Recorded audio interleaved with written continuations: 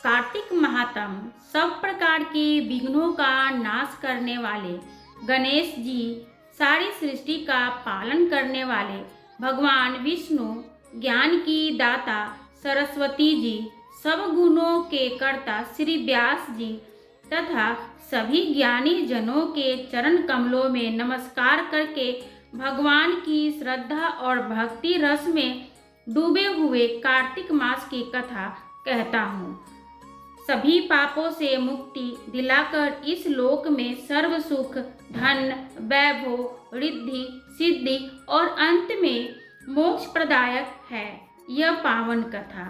आप सभी कार्तिक महात्म प्रथम अध्याय सुन रहे हैं, जो कि पूर्णिमा से लेकर कार्तिक पूर्णिमा तक आपको सुनने को मिलेंगे। प्रथम अध्याय। एक समय धर्म के गूढ़ रहस्यों का ज्ञान, विज्ञान और शास्त्रों में वर्णित कथाओं पर गहन चर्चा करने हेतु 88,000 ऋषि मुनि नैमिषारण्य तीर्थ में एकत्रित हुए। उनके मध्य महर्षि वेदव्यास के सुयोग शीर्ष सूत जी महाराज ऐसे सुशोभित हो रहे थे जैसे आकाश के तारों के मध्य चंद्रमा।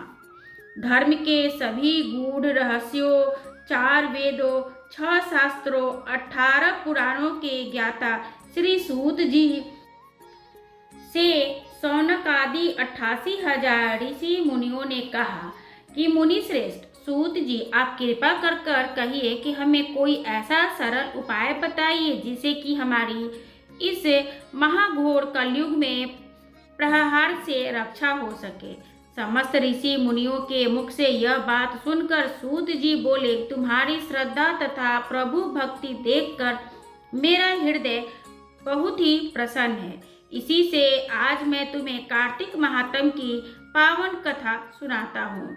इसके सुनने से इस कली काल में मनुष्य के समस्त पाप नष्ट हो जाते हैं और मनुष्य वैकुंठ में वास पाता है।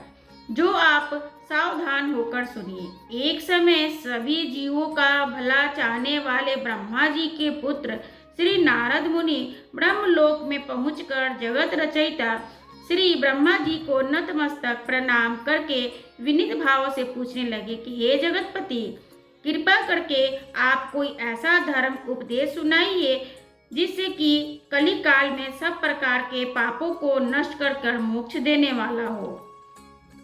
नारद जी की ये कथा श्रद्धा युक्त बात सुनकर ब्रह्मा जी बोले, हे पुत्र, तुमने संसार के कल्याण हेतु एक बात पूछी है।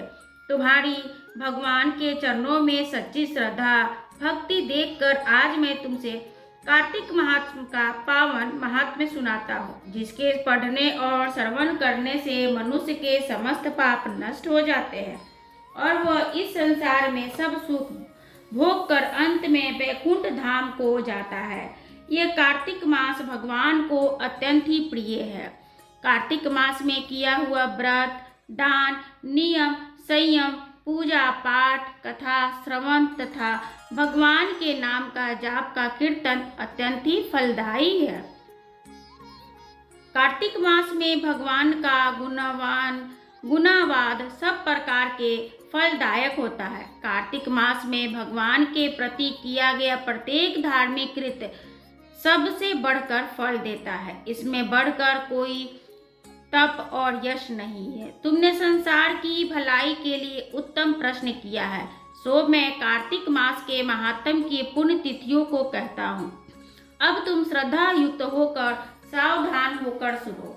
कार्तिक स्नान करने वाले मनुष्य को प्रातः काल ब्रह्म मुहूर्त में उठकर शौच आदि से निवृत्त होकर 12 अंगुल लंबी सुगंधित वृक्ष के दातुन से दातुन करनी चाहिए। परंतु याद रहे कि श्राद्ध, सूर्य अथवा चंद्रमा ग्रहण, एकम, अमावस्या, छठ, नवमी, एकादशी और रविवार को दातुन नहीं करना चाहिए। जिस दिन दातुन न करनी हो उस दिन पानी से 12 बार कुल्ले कर मुंह को खूब साफ कर लो। जब 2 घड़ी रात्रि शेष रहे तब काले तिल, चंदन, चावल, पुष्प या कुशा लेकर तालाब, कुंड, नदी, संगम अथवा किसी भी तीर्थ स्थान पर जाएं और वहां हाथ जोड़कर हे भगवान एवं हे लक्ष्मी जी, आपको प्रसन्न करने के लिए मैं समस्त कार्तिक मास में स्नान करूंगा। इस प्रकार प्रतिज्ञा कर श्री गंगा जी, श्री शिव जी तथा सूर्यदेव भगवान विष्णु भगवान का ध्यान कर नाभि तक जल में प्रवेश कर अच्छी तरीके से स्नान करें। फिर जल से बाहर निकलकर देवता, ऋषि, पितरों का तर्पण करें।